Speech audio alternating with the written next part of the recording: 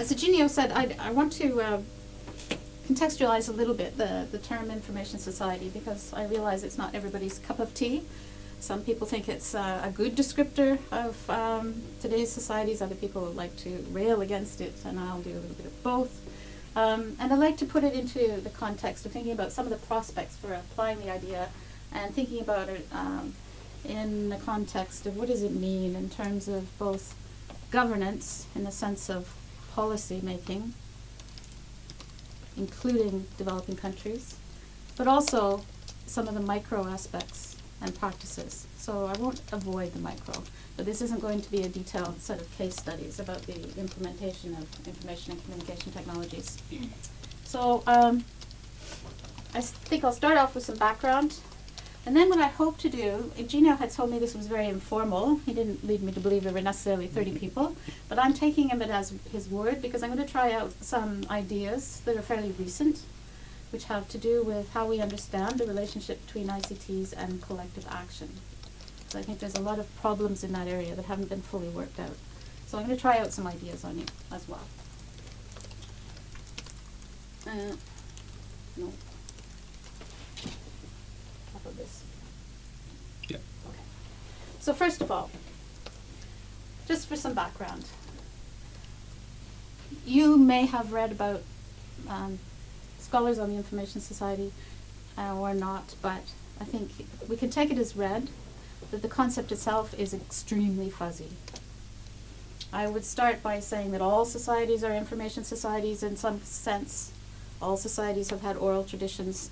They're about information. So the notion that we apply information society to the late 20th, early 21st century is something which deserves critique for that reason alone. If you read the literature, coming from virtually all disciplines, you see some people who think the information society associated with digital technologies, the internet, is a utopian idea. Nothing but good can come of it. If only ICTs were to diffuse widely throughout the world, individuals could become better empowered. We would be on the road to a good society, to democratization. On the other hand, you see very dystopian accounts. The dystopian accounts see technology not as something which is enabling, but something that may be disabling. And you can place that into any context you like. It could be that we suffer today from information overload, for example. Or you could put it into the context of the flow of the media and see the more hegemonic way in which more dominant media filter into other societies, and see that as a dystopian account. There are in-between stories, but for the most part the literature has been very divided. Within that framework, again, there is a dominant kind of perspective, and the dominant perspective about the information society basically in a nutshell goes, if better versions of technology can be built,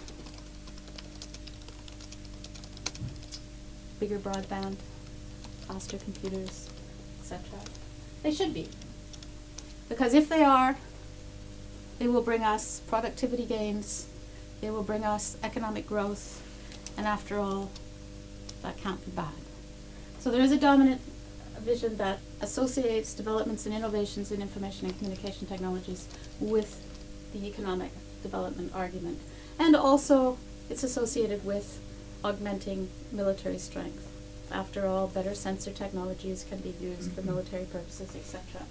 And alongside that dominant vision, there has always been a more critical vision. And the more critical vision has come from cultural studies, from sociology, from anthropology, from political studies, and from more critical studies of economics, which basically said that if we begin to understand the dynamics of the transformations that are going on around these technologies, we may be able to, armed with that understanding, inform social action in a way that disrupts the dominant vision, and in that sense, perhaps, put developments in ICTs into service of enabling people rather than disabling them.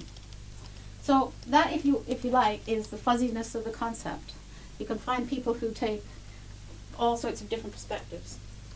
The information society in modern times basically is a term that gets started in the mid-1960s, early 1970s, when people began to realize that more and more of wealthy economies were being driven by services, by immaterial production, and by information goods and services. Daniel Bell, who wrote around the time of, he talked about the post-industrial society, but he used the term information society for the first time in 1979, and basically put it in the context of saying technology is the instrumental mode of rational action. And by technology he meant information and communication technologies enable a new form of rational action, instrumentalized through the better and faster processing of information. Technology has created a new definition of rationality, a new mode of thought. This was the zeitgeist of the times. Now, many people attributed this to a very American, if you like, view of technological innovation and progress and modernization, but it wasn't just a Western idea. It was picked up at the same time in Japan and other Asian countries, where most of the focus was on faster processing of information, digital technologies underlying that faster processing, again, the dominant mode of technological change leading to economic efficiency, productivity gains, wealth creation. So that was very much the dominant perspective. It was all tied to the broader context of the promise of technological innovation. In that sense, information and communication technologies weren't seen as all that much different from any other earlier phases of technological innovation. Better ICTs, produced, widely diffused, would lead to more efficient markets, productivity and economic growth, as I've already said. There was a contagious belief in the market and the value of information, the economic value of information for consumers, and by somewhat illogical extension for citizens. The notion, if you read the development literature from the time, and even now, if you read it critically, was that knowledge is like light. There's no difference between information and knowledge.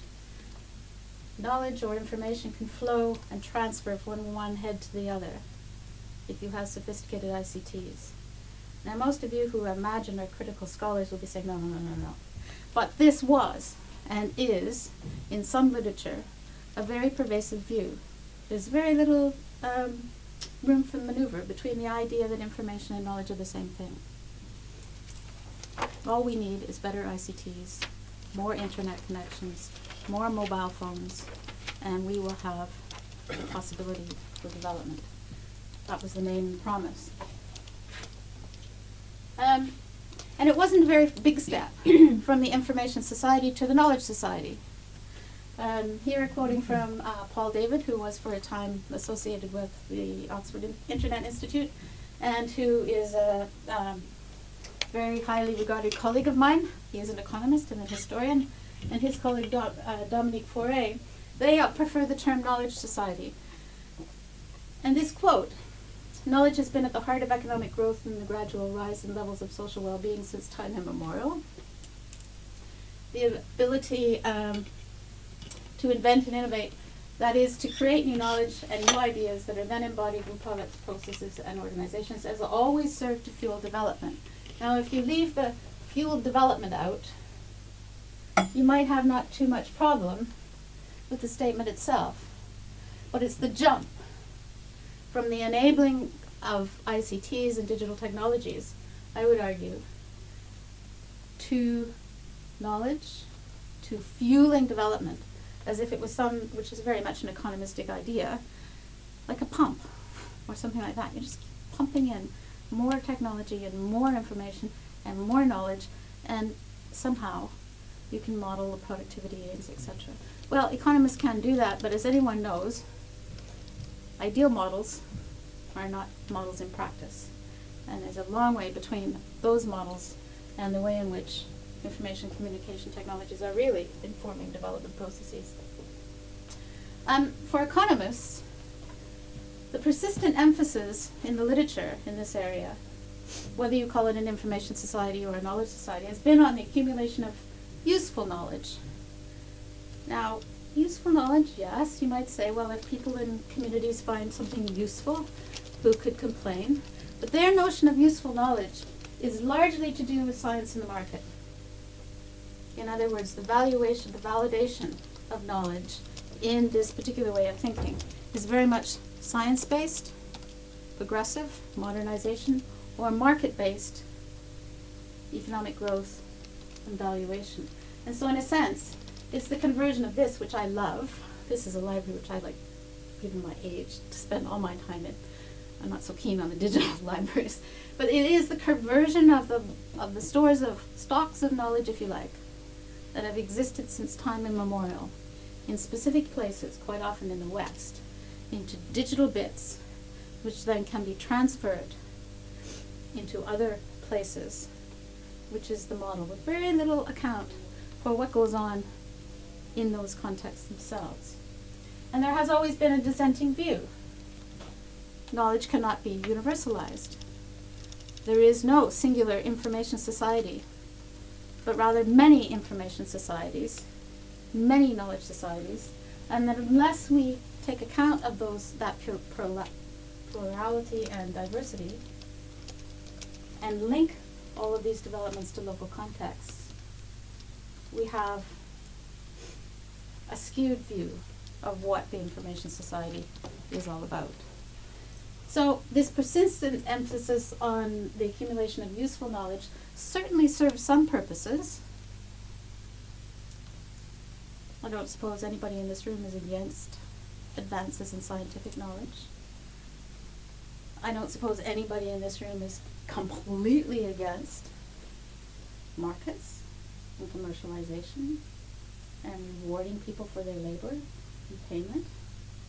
I mean, maybe one or two of you, but mostly we do live in a society in which commercialization of information does matter. So when I say the accent is on science and market useful knowledge, I don't mean that this is completely bad. I mean that the dominant view of information societies has privileged that view, creating relatively little space for alternative views.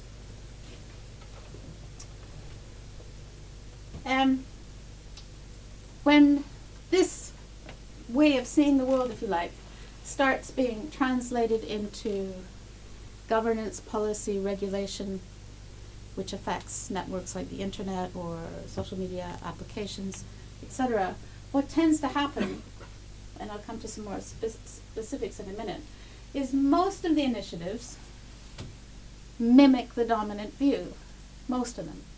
The discourse that they use tends to mimic the notion that these developments around ICTs are really mainly about science, progressive increases in information-driven wealth. But at the same time, and particularly over the last decade and a half, we have seen in global governance institutions more and more involvement of civil society organizations. Some of them closely linked to grassroots communities, some of them relatively distant from them. And their initiatives have begun to challenge the legitimacy of this dominant view of ICTs. And we can talk about how much they challenge them and how effectively. But the question I ask you to think about as we go on is that if there is a top-down kind of dominant vision which is driven by science and driven by the market and technological innovation in the information society, and if there is a kind of a counter-movement which comes from international NGOs, other NGOs working more locally in countries in the global south or in the poorer areas of wealthy countries. And if they're challenging this view, A, what are they challenging it with? What are their arguments?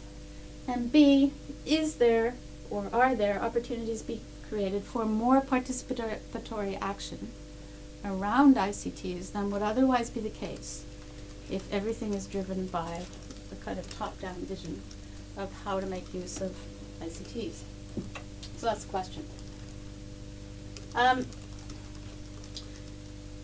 wouldn't like to imply that every global intergovernmental institution which has taken on the information society agenda is completely driven by science and by the market. That wouldn't be true and it wouldn't be fair. UNESCO, for example, has consistently said, going back some years now, that they will put into a practice a concept of knowledge societies, plurality, or information societies, that is inclusive, pluralistic, equitable, open, and participatory. A distinct shift in the narrative about what are knowledge societies or information societies. The first time, to my knowledge, that UNESCO used the plurality term of knowledge societies instead of this singular universal vision was in 2005, just prior to the World Summit on the Information Society, which was the first time that ICTs really traveled up to the top of the heads of state agenda, asking the question, how can ICTs be put into service in support of the empowerment of people? UNESCO has since published many reports. I put this one up here because it's a bit earlier. This is 1998, when a similar story was told, this time actually by me, for the UN Commission on Science, Technology and Development.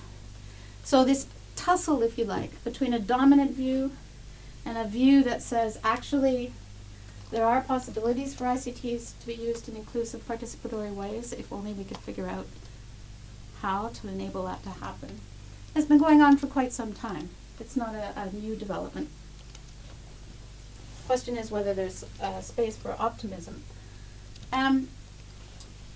Again, coming back to both the literature and studies of these reports, of which there are many, some by me, but some by other scholars, coming from many different disciplines, what you find over and over again is that there's very little examination explicitly of the power relations, which are informing the tensions between these top-down models and the more participatory visions of information societies.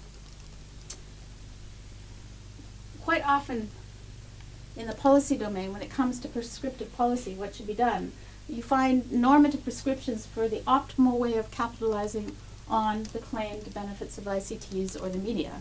And quite often, and again not exclusively, the principal answer is marketization, privatization as the first answer, versus calls for diversity, different models for different places, for different times, sometimes public, sometimes private, sometimes hybrid, to redress existing inequalities. So the top-down model looks at ICTs, or it looks at the media, and it says, how far is it spread? How much does it cost? What does the diffusion curve look like? The more bottom-up perspectives say, wait a minute, it's the social world, it's the world in which people live their everyday lives that matters first and foremost. And a secondary question is it conceivable that these technologies may be enabling in some way? So I would argue that a productive research domain, and I often say this to our master's students, and I'm sure I've said it to Iginio in the past, not when you were a master's student, understanding how and why the conflicts occur between these different ways of seeing the information society is hugely important, so that resources of all different kinds can be mobilized amongst different actors to reduce social, political, and economic harms. Now, you don't necessarily see the word ICTs in there, do you?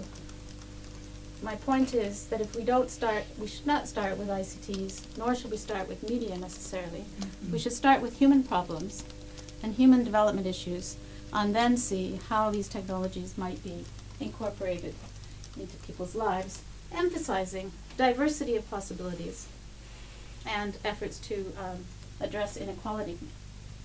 However, having said that, I wouldn't like to sound like I think that we should only emphasize participatory bottom-up initiatives to try to enable people to use these technologies, because I think there is a great danger that you can tip too far, if you like. And the great danger is that in rejecting the top-down models, the universal information society, a kind of Al Gore, Bill Gates notion that give them mobiles and welfare will be improved, there is a possibility of overreacting and descending into a kind of reactionary localism, which is how I would read some of the stories about, say, the role of Twitter or Facebook in the Arab Spring. For instance, initially, when all of that was happening a couple of years ago, people were saying, oh, ICTs are causing or responsible for this uprising, and it will necessarily lead to democratization. Necessarily. A kind of linear notion of the impact of technologies on society. It's almost an exact reversal of the dominant vision. And I would argue as dangerous. Because as we know, whether it's Facebook or Twitter or whatever ICTs in these societies who are having very dramatic conflicts at the moment, whether or not they come out of them with a more just society, I really do not think is attributable to ICTs per se. It will be attributable to a whole complex range of issues. So in going from the dominant model to a more participatory emphasis, I kind of warn you against descending into the kind of participation-only version of bottom-up kinds of ways of addressing information society. I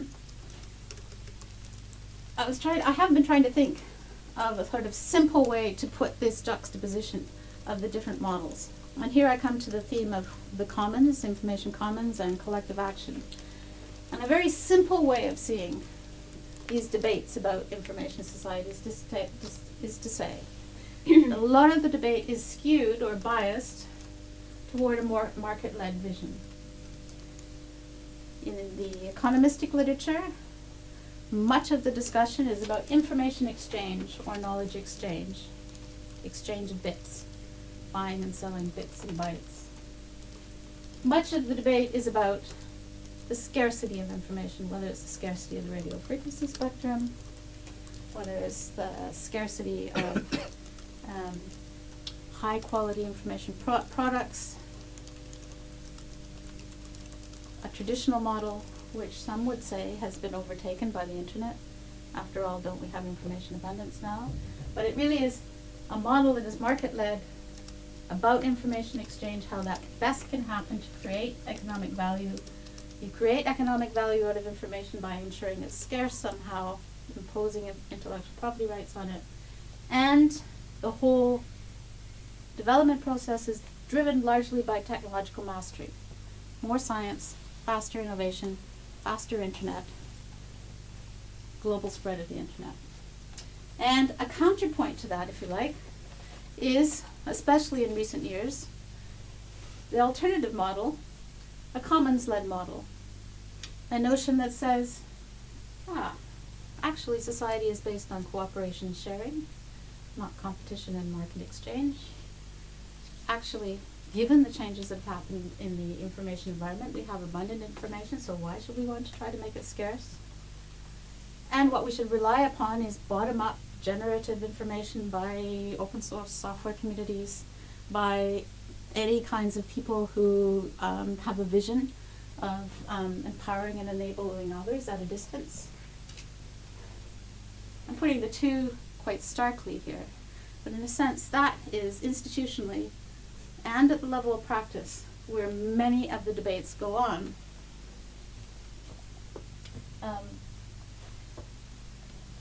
Is this a possible future? A realignment? Or is it just a fantasy that the power relations will somehow work themselves out in a way that is much more inclusive, equitable, and that there's some kind of accommodation between these two models? Not that this one goes away. And not that this one, as some would argue, becomes absolutely ascendant, but rather that there is, you could call it a hybridization, or you might call it an accommodation, something that works both in favor of the market, but also in favor of enabling social change. Can you imagine this happening? And if you can't imagine it happening, how might it happen? If you study, and I have actually reviewed hundreds and hundreds, going on to maybe even thousands of research projects in and around ICTs, different regions of the world, and the studies in social sciences which have been done on them. What you see time and again is initiatives which are largely top-down. It might be about ICTs and trade. It might be about ICTs in the financial sector or money exchange. Quite often they're driven by the economic model where information is like light, or knowledge is like light. On the other hand, you see fewer, but nonetheless a goodly number of studies dominated by studies of social process, sociology, some by media studies, studies of the role of public service broadcasting, for example, studies coming from cultural studies, which are much more interested in transnationalization and how information and the representation of people enables us to understand and maybe have a dialogue with others. So once again, you have two different traditions, and you have also this bifurcation between studies, projects, and initiatives which are really technology driven. Let's design a new application, a new mapping phenomenon. Let's give everybody tablets so they can collect information. To the other extreme, let's look into the local context and see what people actually say they want. What kind of information do they need? Maybe the newspaper would do it. Maybe the radio would do it. Or maybe they do need access to the internet. But the assumption that the technology should come first is not always there in these studies. Question. If we were to locate, and I don't really mean quantitatively, I just mean locate, the different initiatives coming from global governance institutions, the vast majority of them are still over here. I would say in the mid-1990s, they were almost exclusively over there. There were hardly any voices. There's just the global information society was going to make everything all right. Since then, with these more critical voices coming from civil society organizations, grassroots organizations, I would argue they're starting to shift and there's more of a dialogue back and forth. And that's what I think is interesting. Because I do not think, you may disagree with me, that this is going to go away. I really don't. I do not think that this will become the only ascendant way of viewing information societies and investing in them. I think there will be a dialogue across, a convergence. Question. In that dialogue and in that space, is there room for participatory action? Just to give a very brief example of how the notion of an information commons, open access to information enabled by open technologies, is really catching on.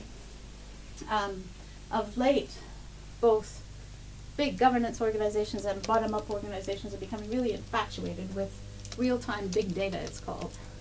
Not just for science, but for mapping sanitation problems in slum places, for mapping land rights and ownership rights in various slum dwellings, for any kind of humanitarian assistance or emergency relief you can think of. The UN itself has a big initiative called Global Pulse, which I won't say too much about. But a lot of this is based on the idea of crowdsourcing. What is crowdsourcing? Crowdsourcing basically just means announce yourself and ask for help online. And people do volunteer, and people do bring information and offer information quite often at the local level.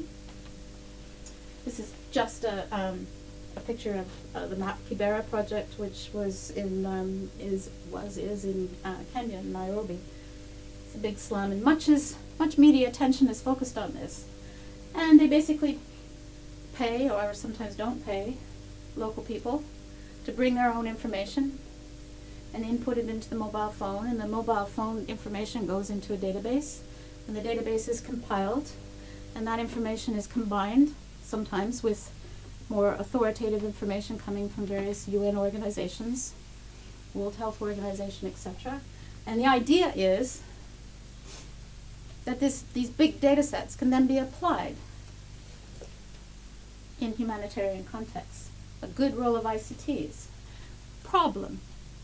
Because the dominant model that I was talking about earlier is still there, working alongside this more bottom-up model, what has happened in the experience of implementing Global Pulse, which hasn't got terribly far so far?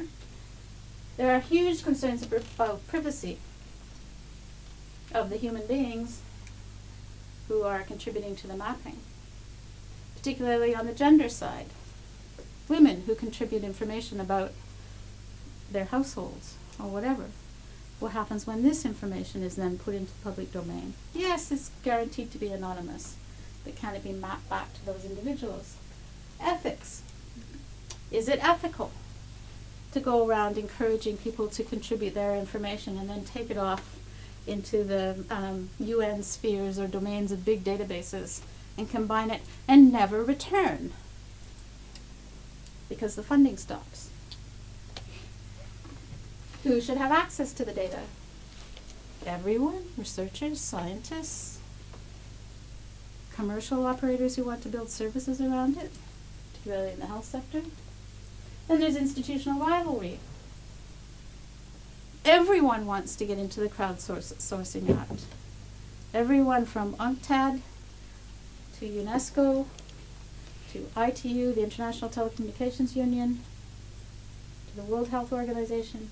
Every one of them at the global governance level wants to do this, and they don't want to share their data. Not very much, anyway. Then there's institutional rivalry, not only in terms of sharing, but what standards should be used to organize the data. My standard is better than your standard. So let's have a competition. Let's not put the data together because we haven't resolved the competitive struggle. And then there are threats to reputation. Information all by itself is virtually meaningless. It depends on what you do with it. So there are the skills at the interpretive level. How do you compile the information? What story does it tell you? Are things getting better in Canberra? What kinds of interventions should be brought into the community? All this around ICTs and the promise of technological innovation. Message, the notion of an information commons as being a good thing as opposed to the market is a myth. Things are much more complicated on both sides.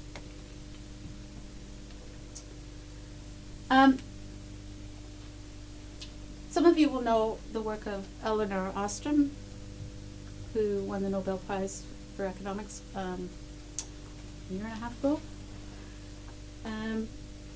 She, from 1990, not in the ICT area, but wrote extensively on collective action in a commons.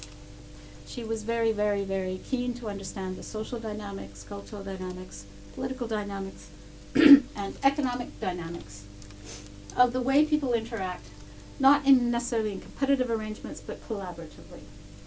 Now, it's not a very big step from collaboratively in any walk of life, whether managing the fisheries or the forests or ICT-based information resources.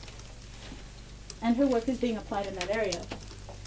And her argument was that the outcomes of interactions in a commons take away the barriers to accessing information, just make information available, can be either positive or negative or somewhere in between.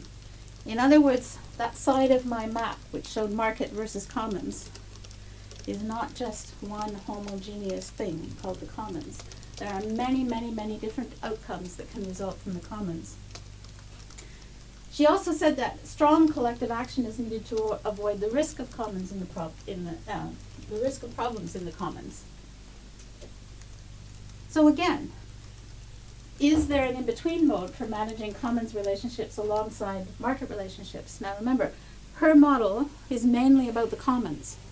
She's mostly concerned about the right-hand side of my earlier diagram and how we organize and govern in that space.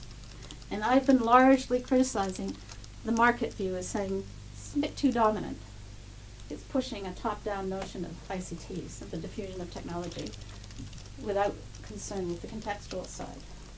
She's mostly interested in the contextual way of governing inside the commons. So I'm asking the question, what about the in-between?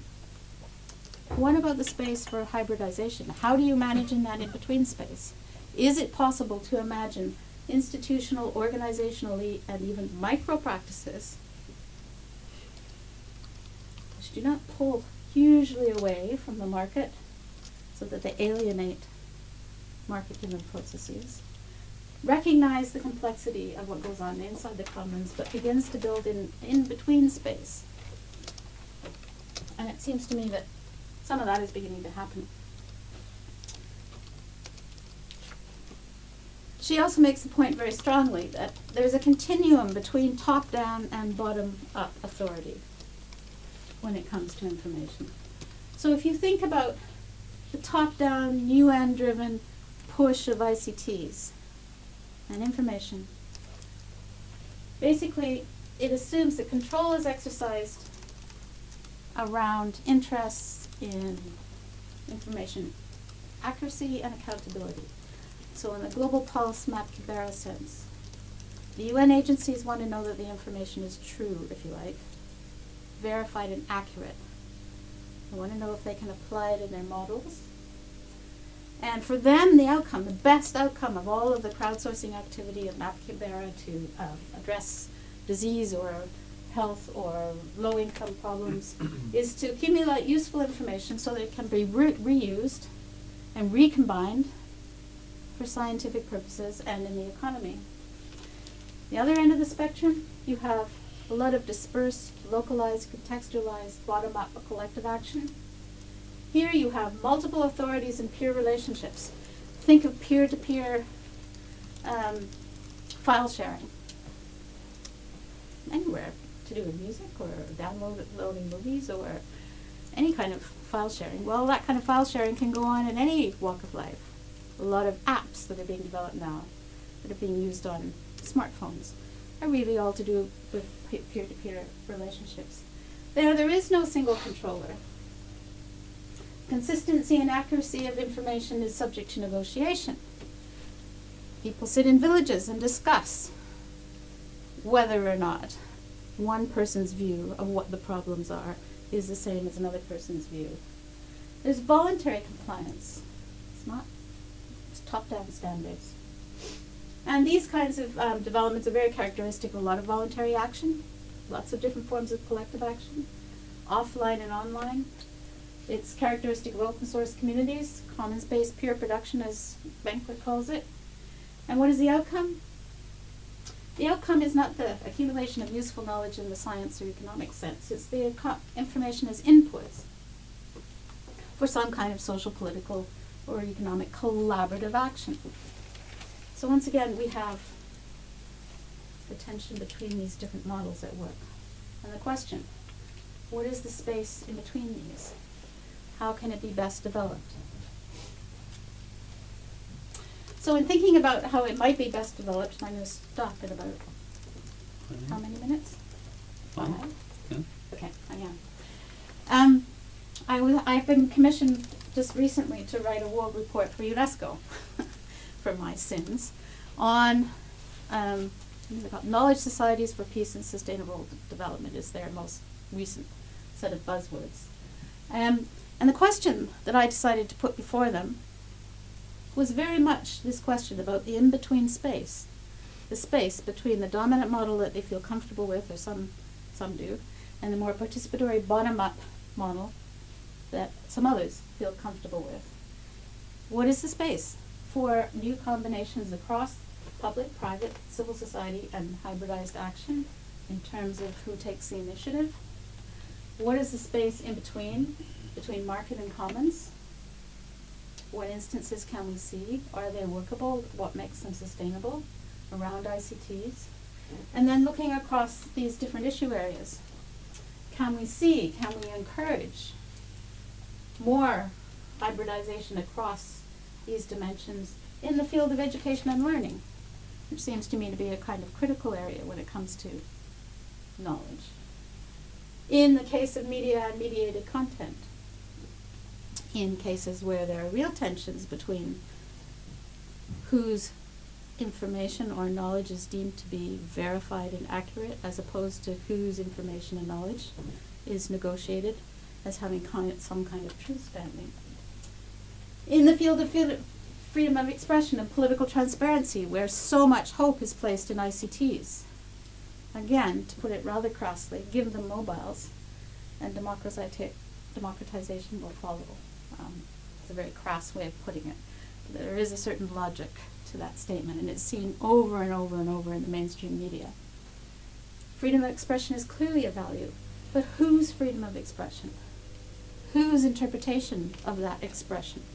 Whose representations of people's identities actually matter? And how do we manage that in an equitable, just way across these different dimensions? Gender sensitivity. How do we manage those kinds of relations when we have these tensions between top-down initiatives around ICTs and bottom-up? Environmental sustainability, another issue area. For some controversial, for some not so controversial, but again, from a point of view of initiating, enabling work around ICTs and development, if there's a goal which is somehow to do with environmental sustainability, what mix of institutions, bottom-up, top-down kinds of initiatives are needed? And then finally, ethical considerations, which I think I need not say more about. So, to come back to my earlier point, is this rebalancing a possible future around ICTs and governance of the information society? Is it possible to think of a new bridging between strong collective action, the kind that Ostrom talks about, in the market-led side of things, as well as the dispersed kind of enabling peer-to-peer interaction online? When we look around in the economic crisis, we see more and more signs of collaborative action, whether it comes through regulation and attempts to regulate markets, for example, top-down and bottom-up kinds of people coming together in order to strengthen collective action, not just the individualized notion of the market. In many, many domains of ICT production, we see more and more alliances in the corporate world, bringing together teams of developers of ICTs collaboratively. No notion of cutthroat competition. I mean, there is certainly, but it's not as omnipresent as it once was. So is there a possible future of something in between? And lastly, I really will stop. When it comes to thinking about what UNESCO's strategic priorities in this whole information or knowledge societies area now, today, more or less as we speak, it is possible to move them a little bit beyond access to information and knowledge, which is language they're used to, and to talk about rights to information, the bottom up, to talk about enabling participation, balancing partnerships between different stakeholders, to emphasize learning, women, marginalized groups, work and fair employment. These are all things that are okay. But it's UNESCO we're talking about. And UNESCO wants to emphasize the bottom-up, participatory, inclusive kind of dynamics. So when we wrote a report, which I'm co-authoring with a French-Canadian named Gaëtan Tremblay, and mentioned economics, and talk about a possibility of some kind of interfacing between that dominant model and more bottom-up empowering models. You can't talk about economics in a UNESCO report, I'm told. You can talk about intellectual property rights, but you can only talk about the commons. You can talk about Elinor Ostrom. Of course, she's a prize winner of a Nobel Prize. Yes, she had much to say, and it's applicable, possibly. to the management of information resources in the commons. No, you cannot talk about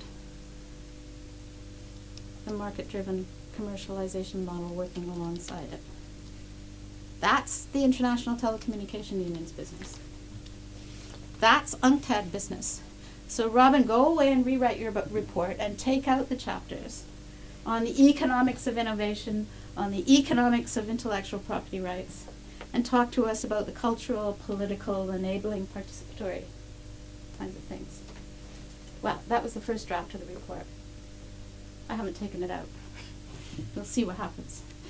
Only point I'm making by this anecdote is just how difficult it is to get policymakers at the top, technology developers, and more open source collaborative communities talking together about that space in between. The context between them continues. It is real. And I would argue it matters because a huge amount of money is spent on projects supposedly using ICTs for development in ways that are empowering. We'll stop there. Excellent.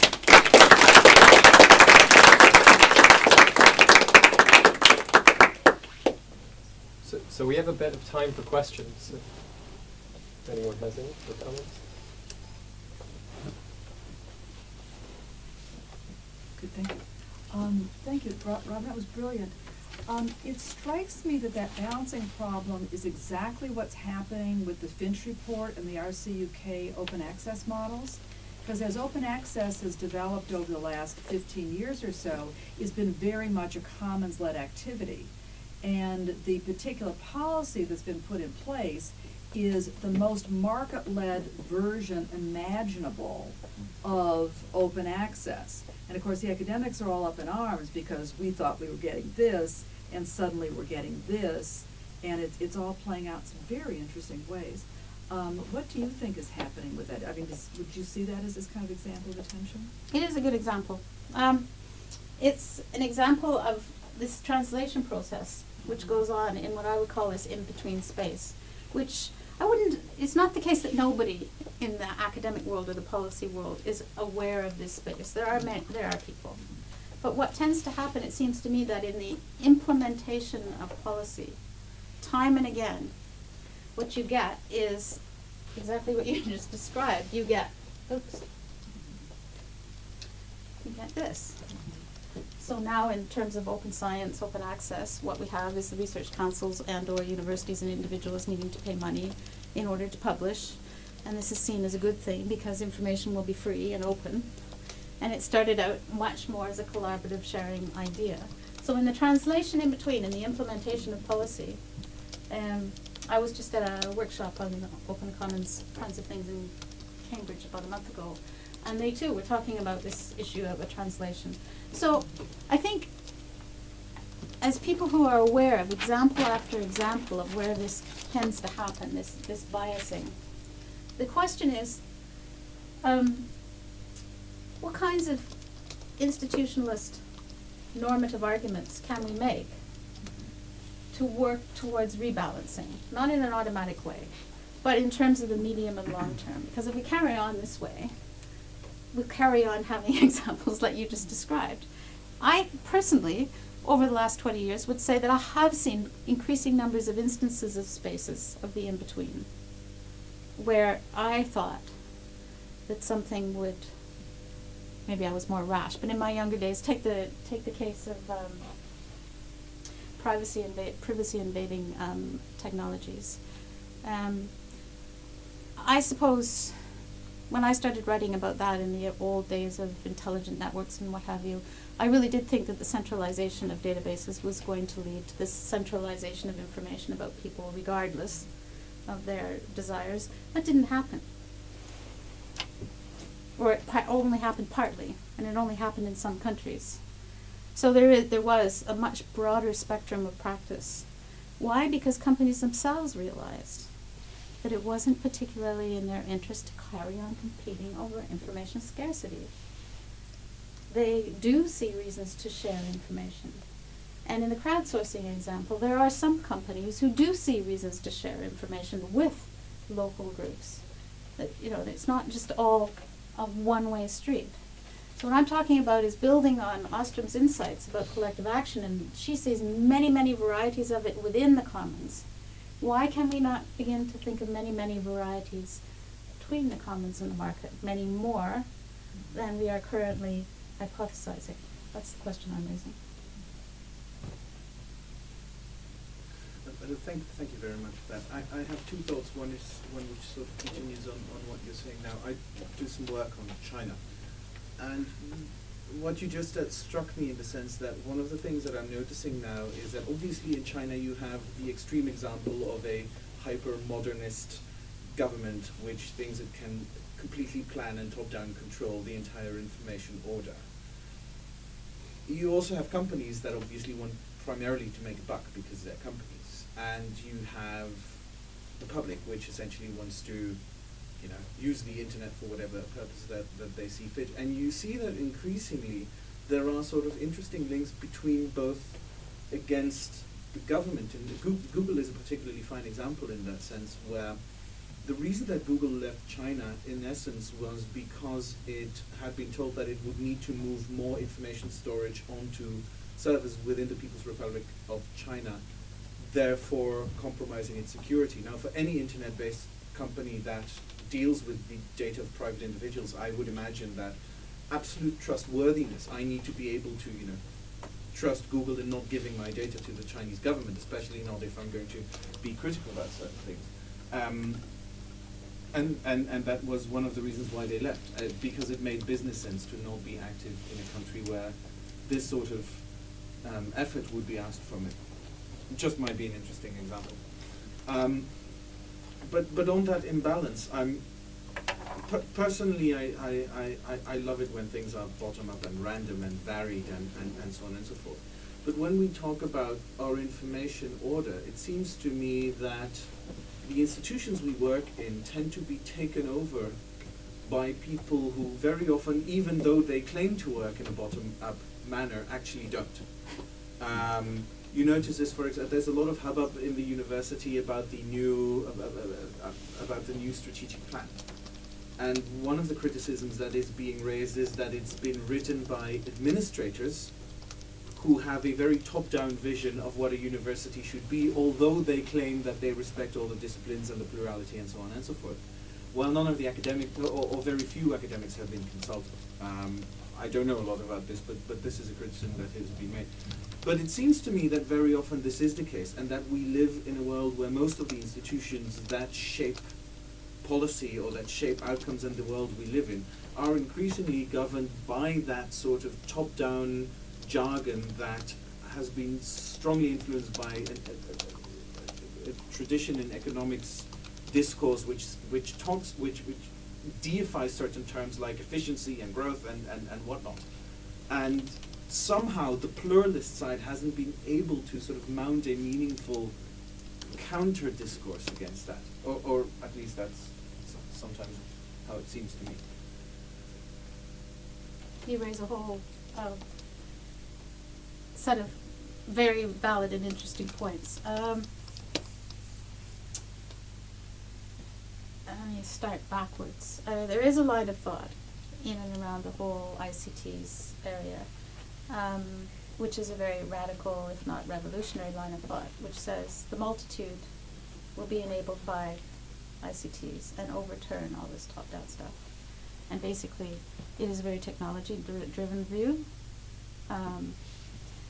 And basically, to put it simply, we wait. And wait for Godot, maybe, I don't know. There are some people who think that if we wait, this enabling power will, sprout.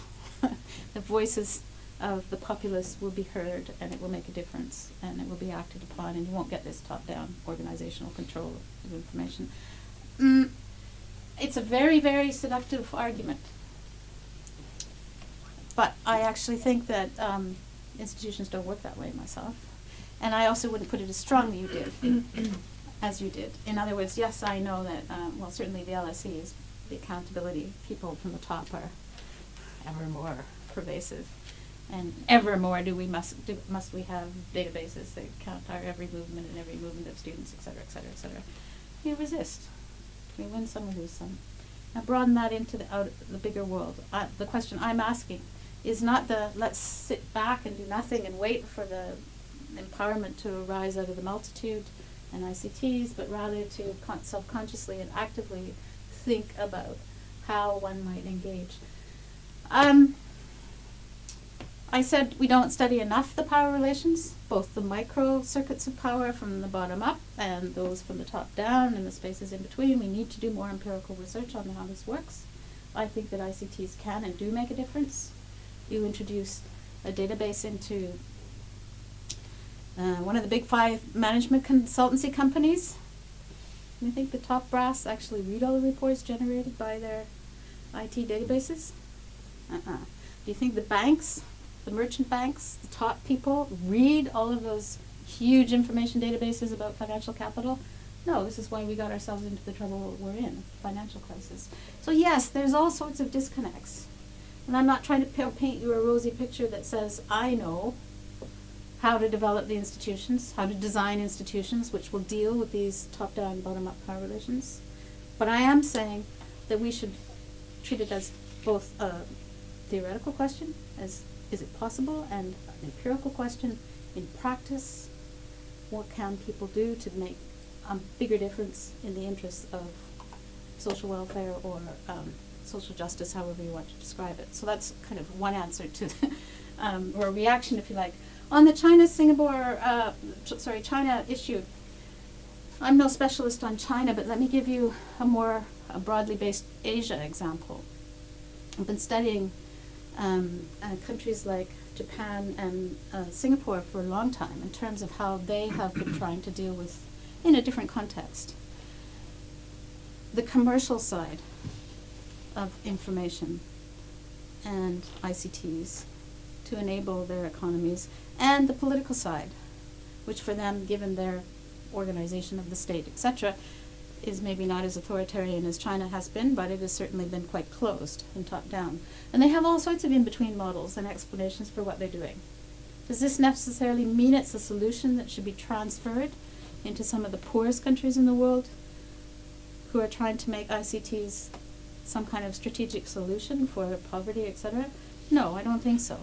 But I think there are clear lessons there, as there are from China, and the tussles that they're having over, that I hear all the time from our Chinese students, about what to do with all these microblogs. Are they going to undermine the authority of the state?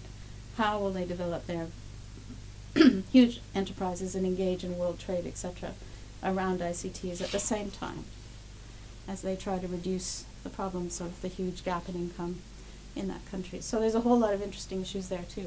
I agree. And if I may, I got one more thought on this. In the information systems literature and in the whole ICTs for development debate, especially in this country, but not only in this country, DFID, Department for International Development, has a very science-driven model of how one should implement ICTs. So most development practitioners rail against what are called log frames. Before you take ICTs to somewhere with funding, you must know absolutely what the outcomes will be. You must be able to describe exactly who's going to benefit, how they're going to benefit, and when they're going to benefit. In the Global Pulse ideas about setting up big data labs, one was going to be in northern Uganda.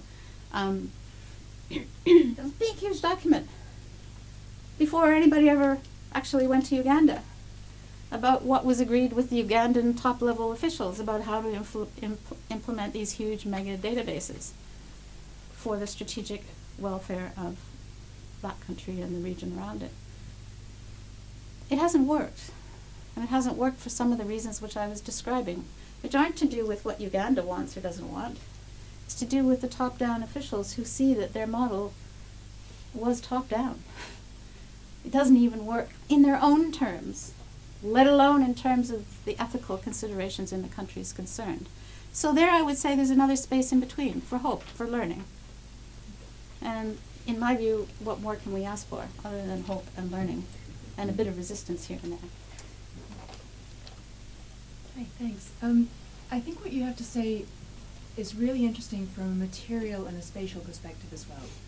Because I look at this as someone who studies ICTs in Africa, and I see very little play in this balance, depending where you are in the world, compared to the UK, the US, sort of countries where you could find that space in between. Because in poorer places, obviously, technology is very expensive. It relies on other facilitating mechanisms like infrastructure and governance, which are also expensive and hard to come by. You know, if you don't have electricity, you can't have the technology, and you can't have the space in between the people using the technology in different ways, different points of view in that technology.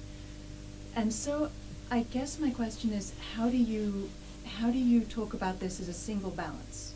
How do you address this from a policy perspective, for instance? How do you talk about how we should address different areas of the world in this context? That's a very good question.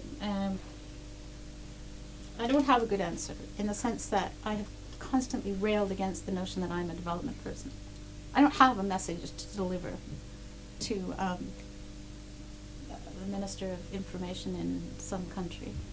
I've always, Iginio and I used to discuss this endlessly. I'd say, I can't supervise you because I'm not a development person. You're interested in development. My knee-jerk reaction is to say, you don't go and give the message to other countries about how to do this. You work collaboratively across institutions at various levels to see what can be an accommodation to the different interests.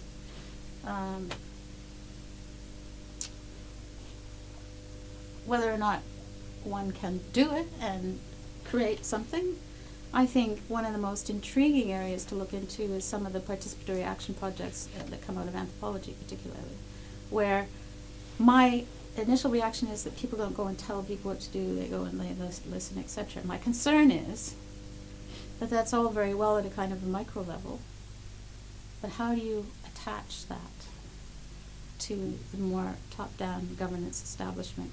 And I think, again, and education and learning and a critical stance towards these issues, enabling people to understand what the dynamics are that are going on politically, socially, training of journalists, etc., is one step along the road. But I don't think it's a case of, experts running in and saying, here's how to do it. It's the last thing I would recommend. And yet there is a consultancy industry out there, and a highly paid one, which I have encountered many times, which does bring the templates, that brings the models for e-money, for e-health, for e-education, for any sector you care to think of, from somewhere else, and says, as Iginio demonstrated really nicely in his project, buy flat panel digital screens for every school in Ethiopia, and will have solved the problem of higher education training, right? Do it.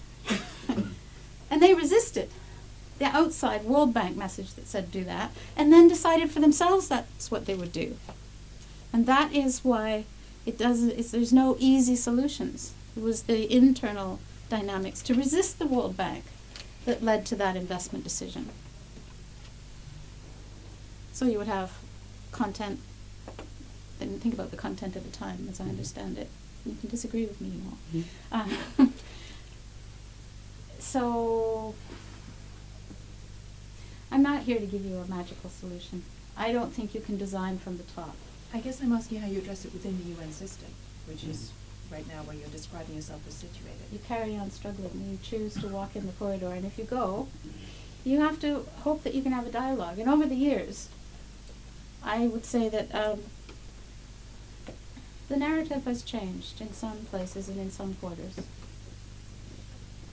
which is why I was talking about Ostrom and collective action on the market side as well as the other side. I think Ralph had a question, but did you have a follow-up to this? Yeah, just a very small comment.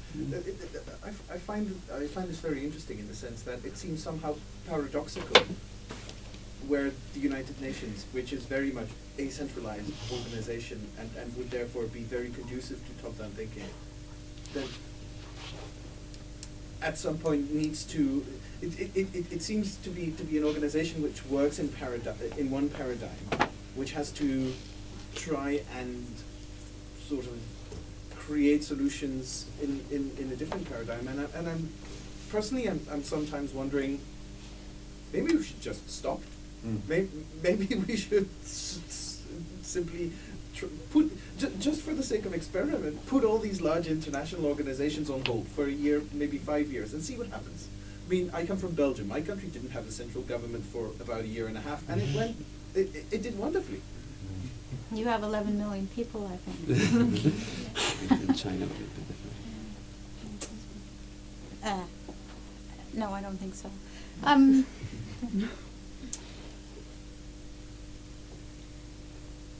When I wrote the first Knowledge Societies report in doing it was 1995. It was in the days of, early days of fiber optics, big days of satellites, hardly any internet, goodness, who knew what it was, practically. And I was part of a team of 50 countries, including the Arab states, who were involved in overseeing the writing of that document, and we had to meet collectively places like India and Jamaica and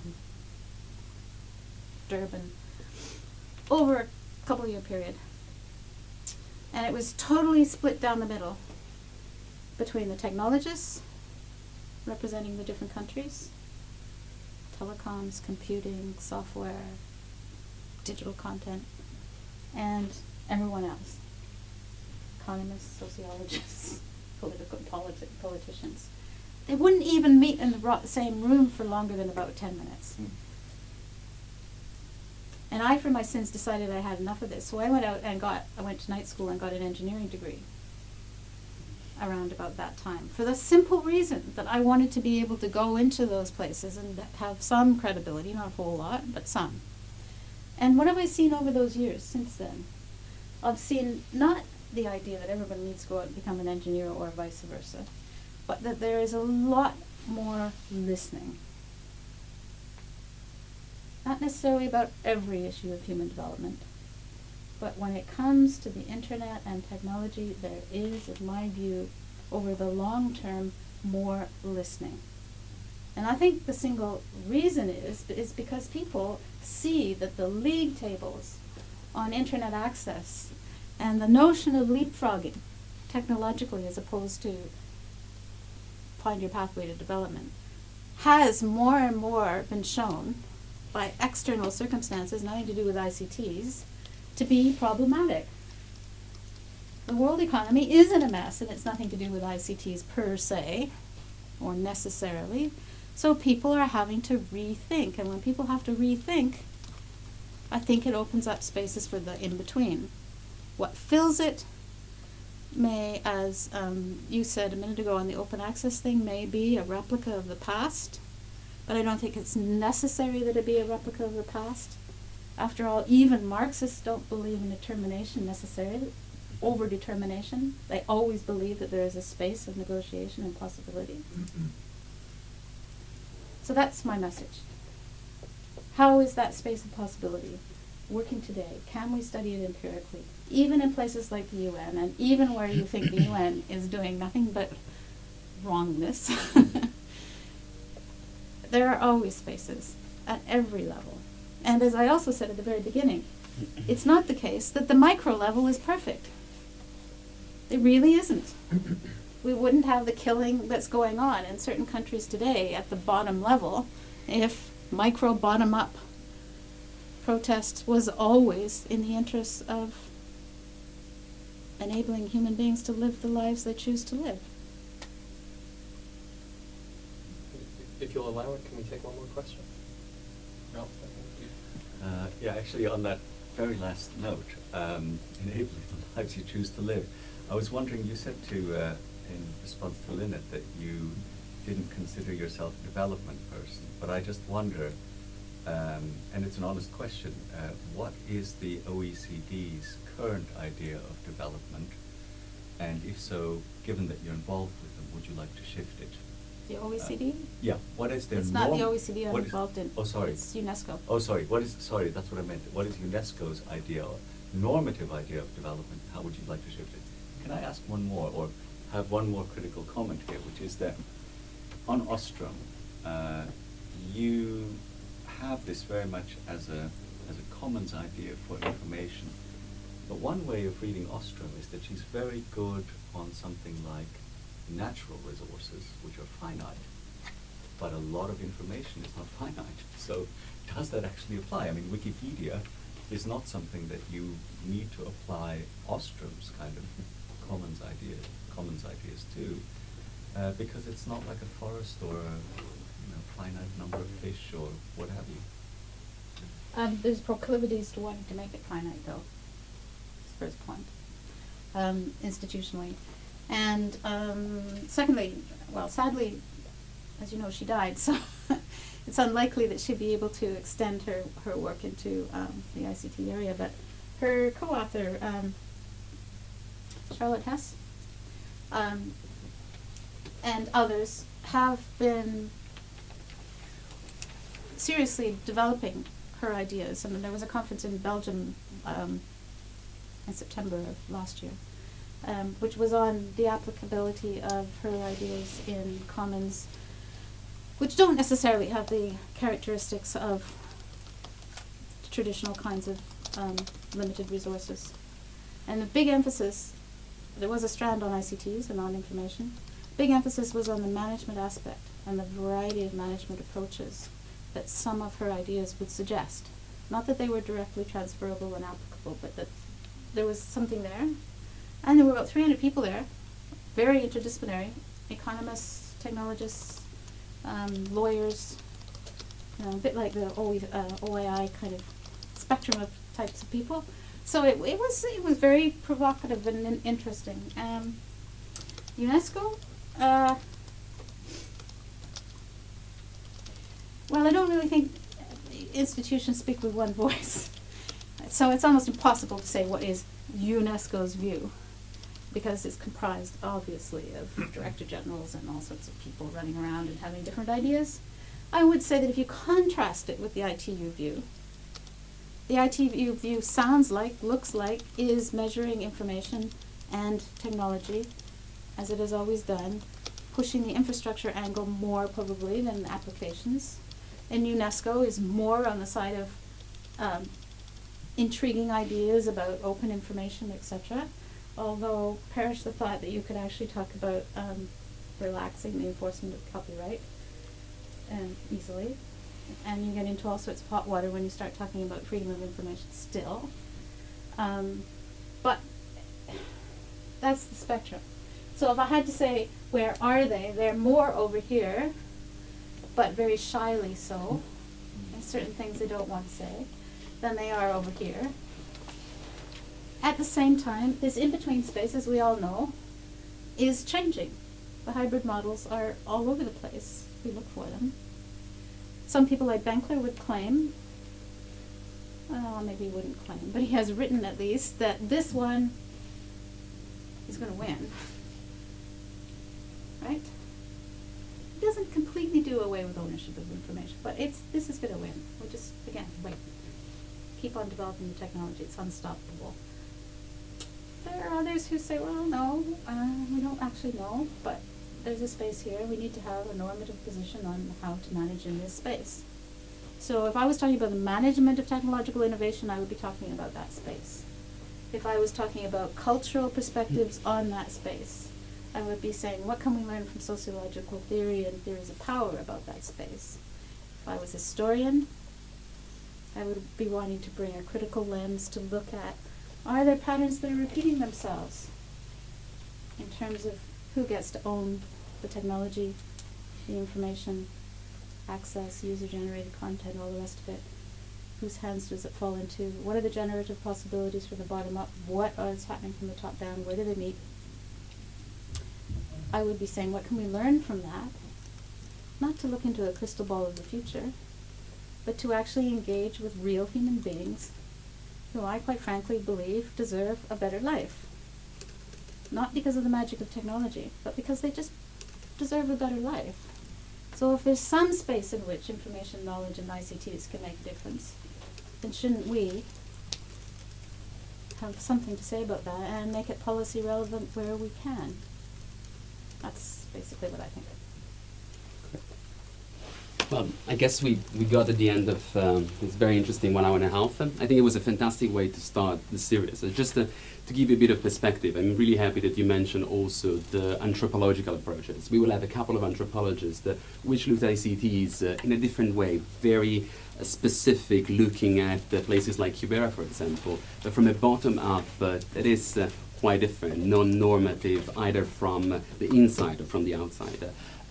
Just a couple of words about the next event next Wednesday, because it's quite different. We can call it kind of a practitioner space. We will have Abdurrashid Duhale, which is the person who started one of the most important or the most important money transfer system in Africa, is Somali, and it will talk about innovative ways, very locally driven. Somalia doesn't have a government. The ICT sector, as you can imagine, is quite problematic, but even in the absence of institution, of a state, of the external intervention, you can see how innovation really transforms relationship between individual and the state, and individual information, the international organization. So I hope to see many of you, but first of all, I really want to thank Robin. It was a great way to start, so please join me.